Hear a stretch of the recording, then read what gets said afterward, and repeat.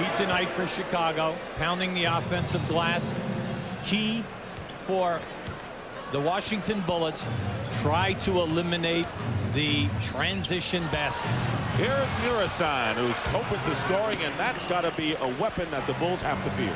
You'd say 7'7", large body. They catch him in traffic. See, this to me, Dick, is a major key in this game. Getting back defensively for the Washington Bullets, whether it's a missed shot or after a score. Jason Caffey is fouled by Chris Webber, and so here is Caffey, who has played extremely well, starting 19 games, and when he has started has averaged nearly 9 a game and 7 rebounds. So he has filled the bill at power forward in Rodman's absence. He is not Dennis Rodman, we might point out, but Caffey is a comer. Yeah, he's quick and he's strong, and they like the fact that he can finish.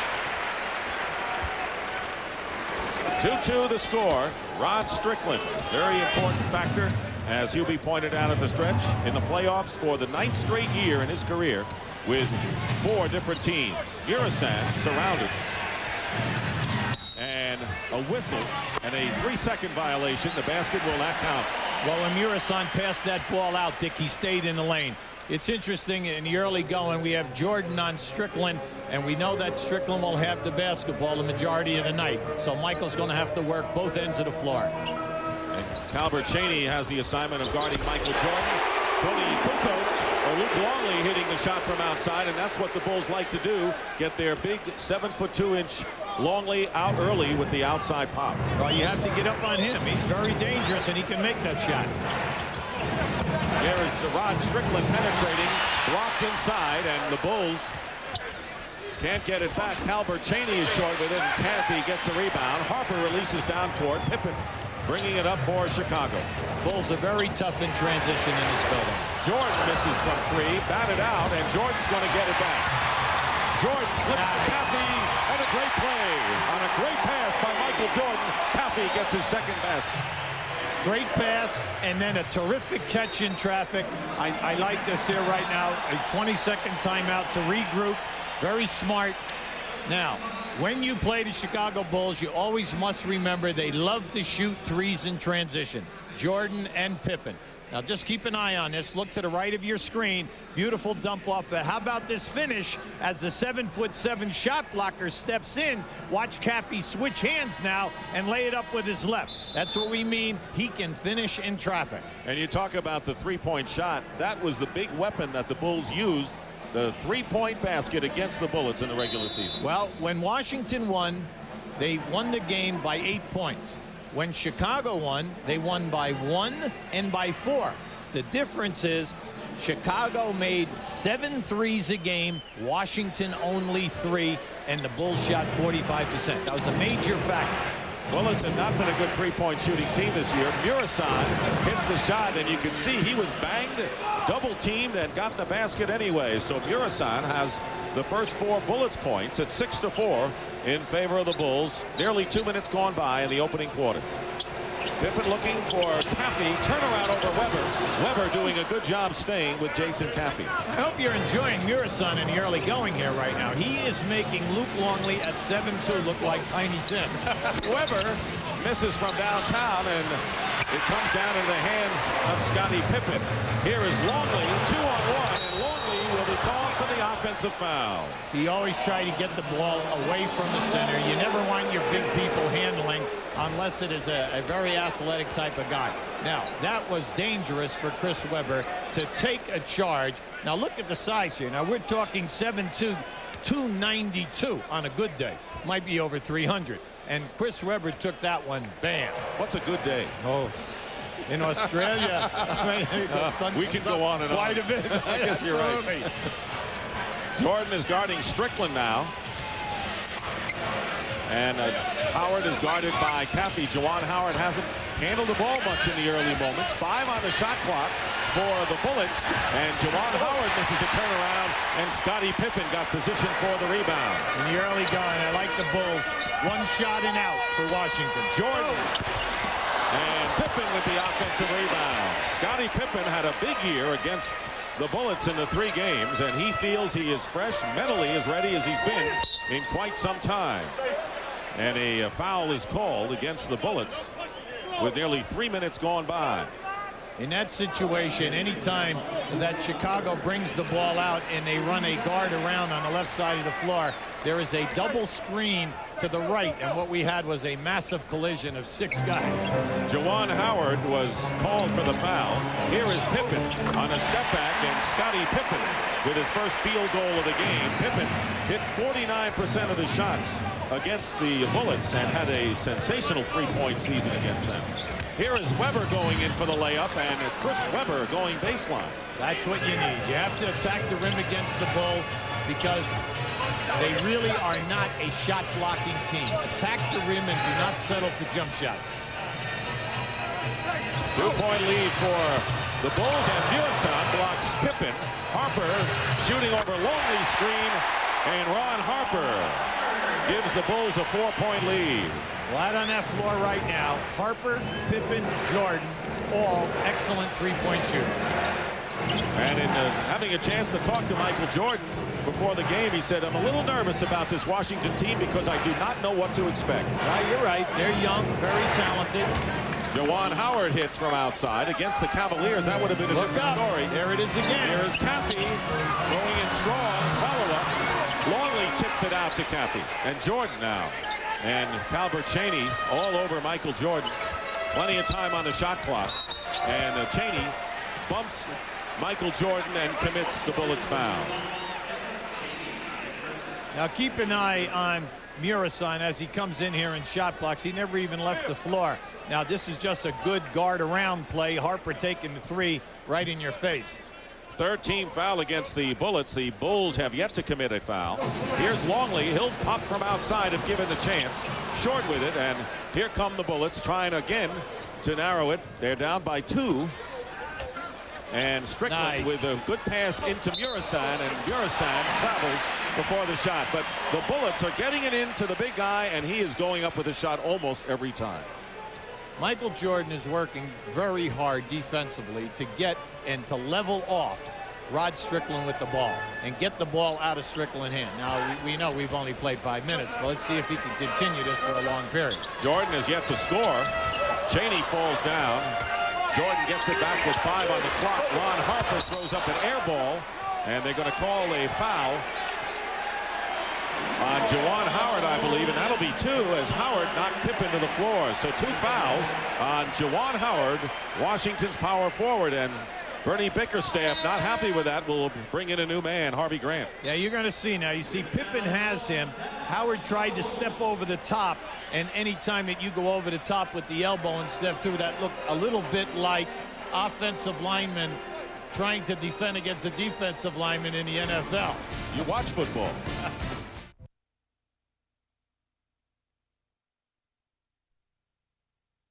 Back here at the United Center, Juwan Howard sitting down with 2 personal fouls, and Harvey Grant replaces him. So that's a rough blow of sorts for the Bullets at this early stage. Yeah, mainly, Dick, because in this 3-game series, Howard averaged over 18 points a game, as well as getting close to 10 rebounds. And also, you know that they have to guard him, and he's a good isolation man to take people off the dribble as well as post up. They've changed Ron Harper's basket to a 3-point shot, so it is now 11-8 instead of 10-8. Dennis Rodman has entered the game. He's in there for the Bulls, and he's wearing that brace on the left knee. Craig Sager pointed it out at the start of the broadcast. Pippen with a turnaround over Grant, in and out. Calbert Chaney trying to save it, and does, to Murison. So Strickland still a point guard and being defended by Jordan. I like that. Strickland with a jump shot with a quick move on a crossover dribble. See, I like that because that's going to set it up for Michael playing tighter, and that will allow him to possibly take Michael off the dribble. 4 starting Bulls have scored. The one who did not was Michael Jordan. And of course, they've gone to the bench now with Rodman, as we pointed out. Here is Rodman with a bounce pass knocked away by Calbert Chaney. And it is last touched by the Bullets, but a good alert play by Chaney.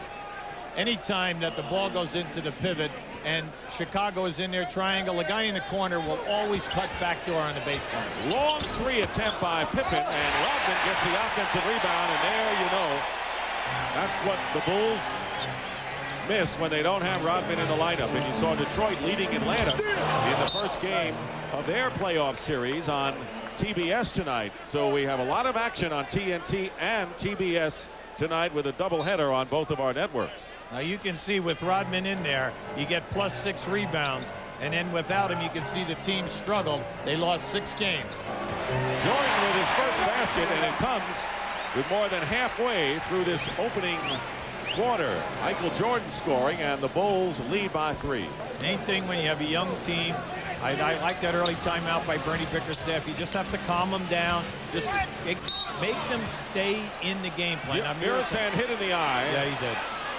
On the double team, Dick. But the double teamer came on the baseline. He caught him right in the face. Longley was one of the defenders, but I'm not sure if Longley was the one that poked him in the eye.